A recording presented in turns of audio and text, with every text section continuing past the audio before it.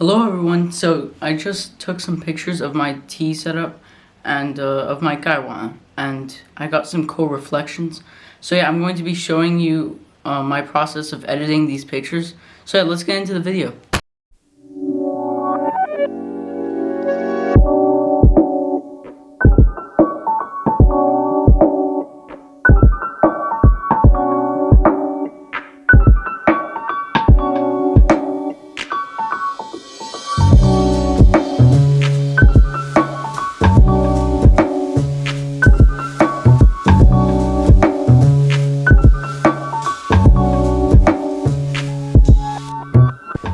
So yeah, I'll just first try to get the light right.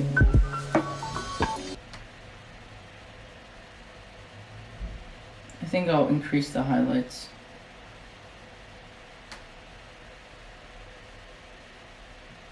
I won't try to make it too dark because it makes it a bit too hard to look at times.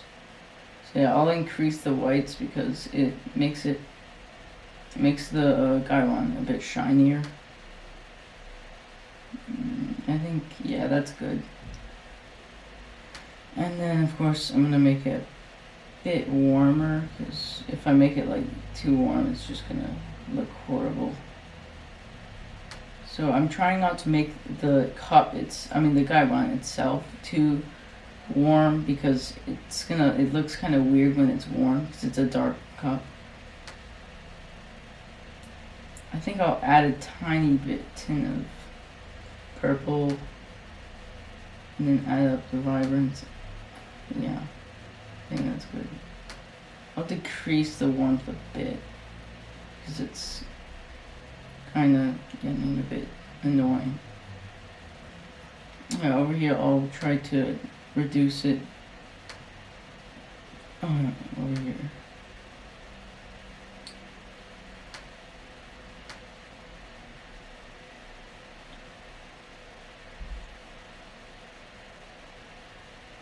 I'm trying to get the white part. It's a bit hard to get the white part.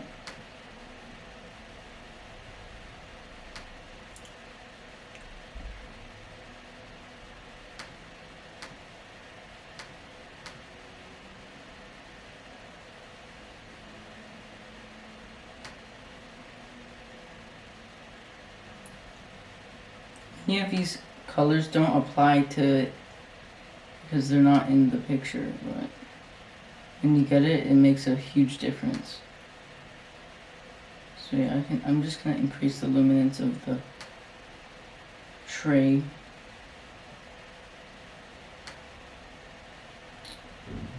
Well, I'm surprised that the red didn't affect the gaiwan, because it has a little tint of red.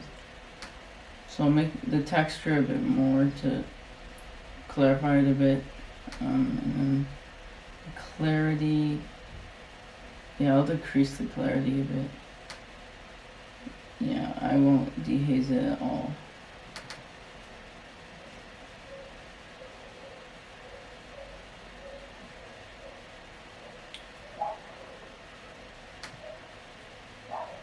I'll enable some, yeah, lens correction.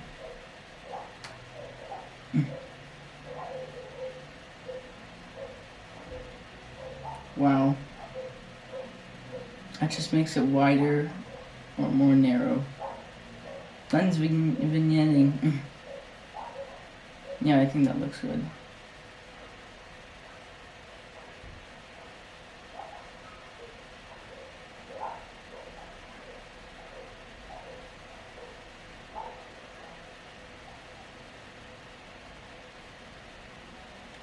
So yeah, I think this picture it's done. It's just a bit hard to get the glare off this small part, but I think it's not that much of a deal.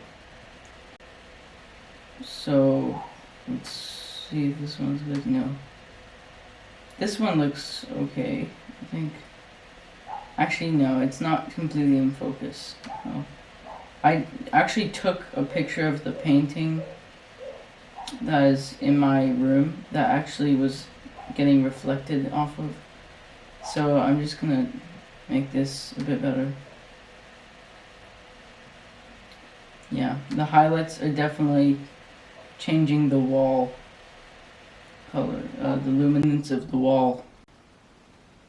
So then I'm going to fix the shadows a bit.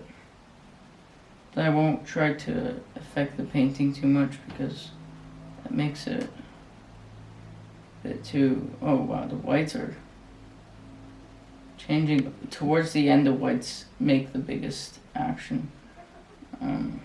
Wow. So I think I won't make it too bright, but I think, yeah, this is a good place. And the blacks, nah, that makes it too, like, makes it too vintage. I think honestly this is a...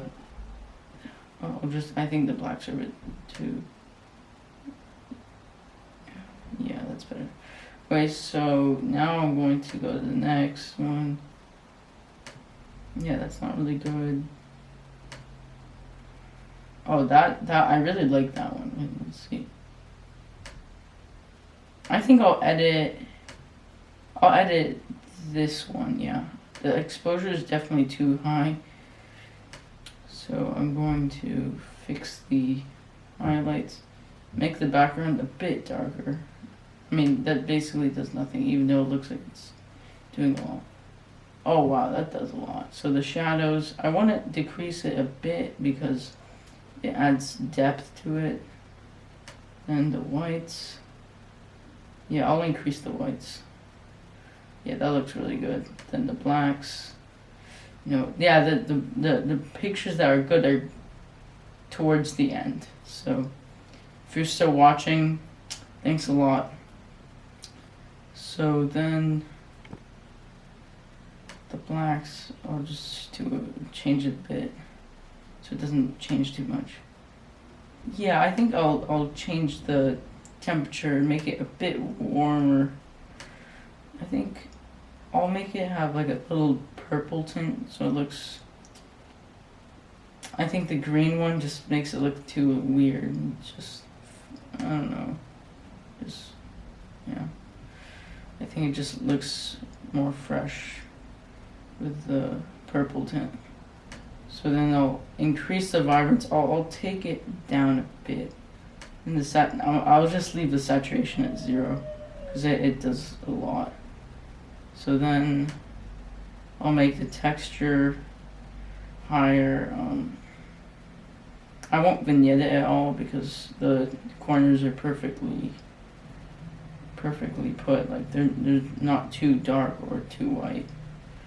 So noise reduction, do I need any more? Yeah. Actually, I don't think that looks that bad. Well, there is chromatic aberration, but yeah, I'll just increase the noise reduction by a bit. So then the chromatic aberration, let's see what I can do about this. So I'll just take this color and then I'll just, as you can see, if I'm putting 0 amount, it's putting in the green. But then now that I put 20 whatever, it's fixing it a lot. Yeah, I really like this lens. This is the 50mm f1.8. It's a really good lens. Yeah, I'll remove chromatic aberration. Yeah, I think this is good. Well, I also want to flag this one. I don't know if I'll edit that one. Just edited like the same thing. Oh wait, it's still looking. I mean, it still has the eyedropper tool on. I think. Oh, that's cool. Okay, I'm just gonna first look through these.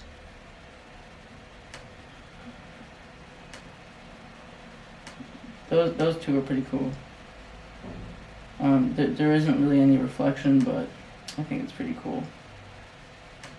I think I'll edit. I won't edit that. I'll edit this definitely, and then I'll review the other ones in a bit.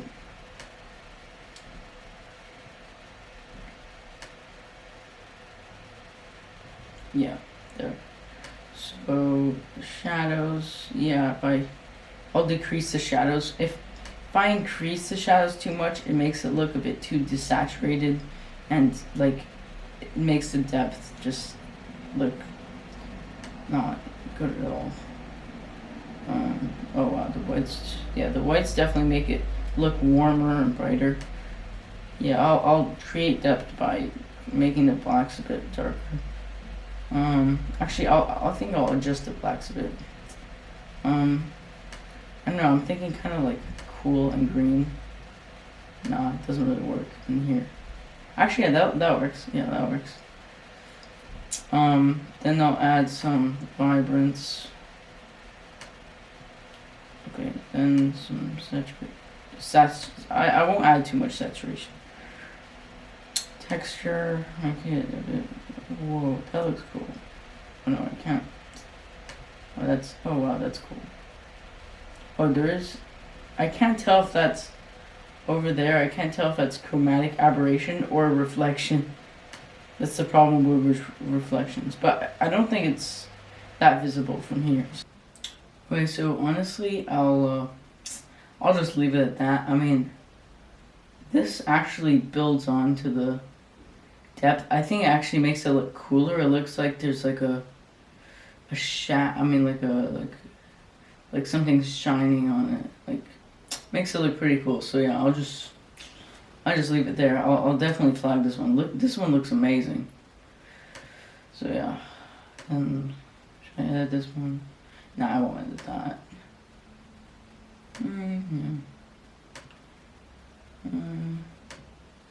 I think,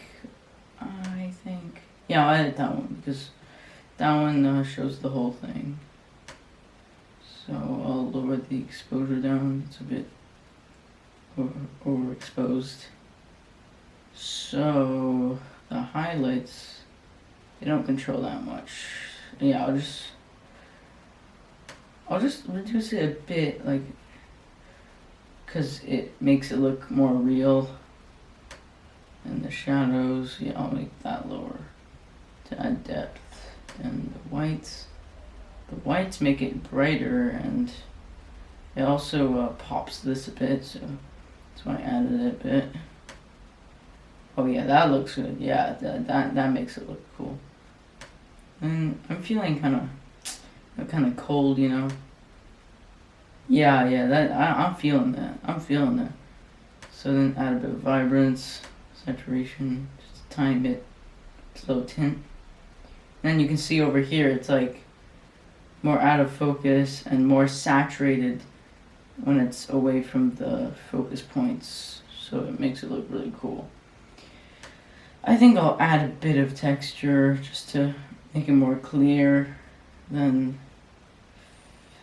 I think honestly a bit of vignetting would help a tiny bit. Yeah, it helps. It helps create depth. Yeah, that's pretty good. Yeah, I like that. Okay, so now let's move on to the next. So this one, it shows the the kettle sprout is out of focus, but the gaiwan is in focus. So I think honestly it doesn't make it look super good because it makes it look like the thing that should be in focus is not in focus. So I won't edit that. I'll just move on to this one. It looks better because it looks like it's actually focusing on the sprout because it's right in front of a camera. So yeah, let's try not to do that. So by lowering the exposure, it doesn't affect the kettle nearly as much as this kettle sprout nearly as much as the background. That's partly because it's white. So I'm gonna increase it by like basically nothing, 0.1. I don't really like touching the contrast because basically the highlights, shadows, whites, blacks aren't really, they're actually building on the contrast, but you have more control over it, obviously. So over here, the highlights really are controlling the kettle, like the left side of the kettle, left side of the frame. So I think I'll make it higher just to make it pop. Yeah, I think the shadows I'll make it lower to create depth. The whites, yeah, increase the whites, make it warmer and brighter.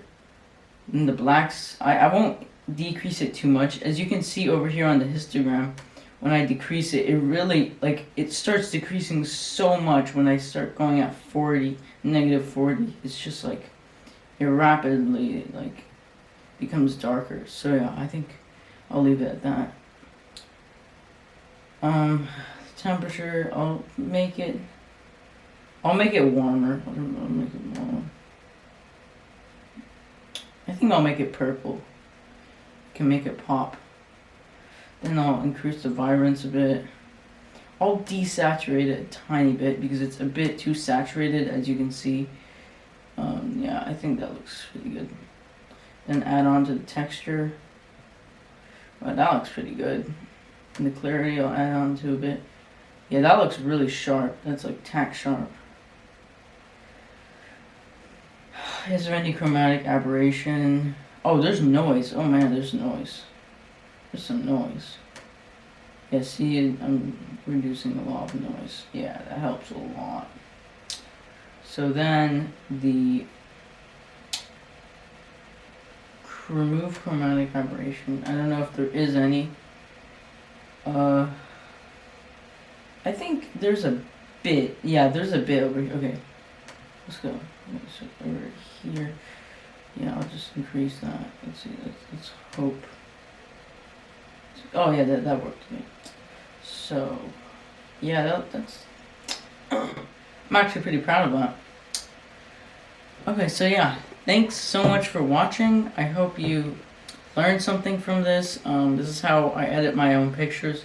Sometimes, usually when I'm using a flash for my tea setup, like I lights out my room and then I flash it to catch the moment.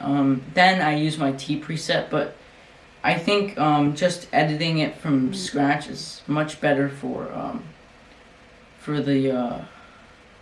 Sorry, it's a bit out of focus. What's that? It helps a lot to edit it myself without adding presets makes it more controlled, and I think it just makes it more clear, and I think it just makes it more like I actually edited it and not just applied a preset onto it to make it look like I did. So yeah, that's all from me. So hope you enjoyed, and so yeah, peace out.